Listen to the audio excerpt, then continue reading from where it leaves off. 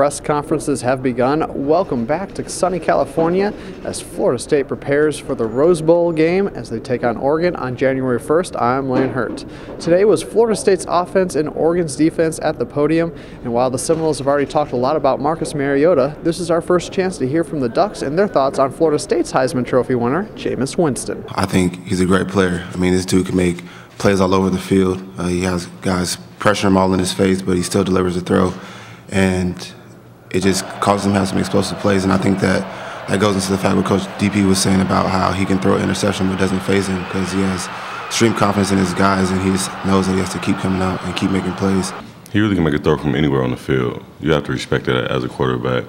We play some pretty good quarterbacks in the conference, but over a complete quarterback that can take off and run and take the hits and step into the throw, no, we haven't. I don't think so. One of the big matchups in this year's game is Oregon's defensive line versus Florida State's revamped offensive line.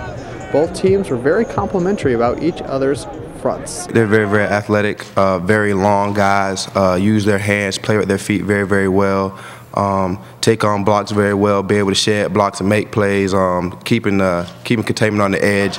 The nose guard is very active, a very low-centered guy, can play with his hands and stays low to the ground. They're very fast and athletic. Oregon has a tremendous defense, and you know they have a really good defensive line.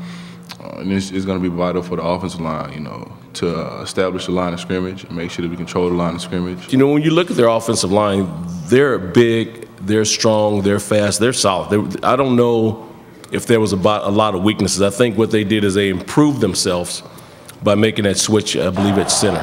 But you know, all their linemen are big, they're strong, they're fast, they do a tremendous job in the zone scheme and locking on to people and moving people and creating space for the backs. Obviously, Cam moving through center has made us better, and it's not only Cam going into center, but it was Rod's development at tackle. To step in and play left tackle in Division I at this level as a true freshman is really amazing. And his development allowed us to move Cam into center. I think we knew back in the spring it would make us a better team as soon as we could do it, but we didn't feel like we had the ability to do it at that time.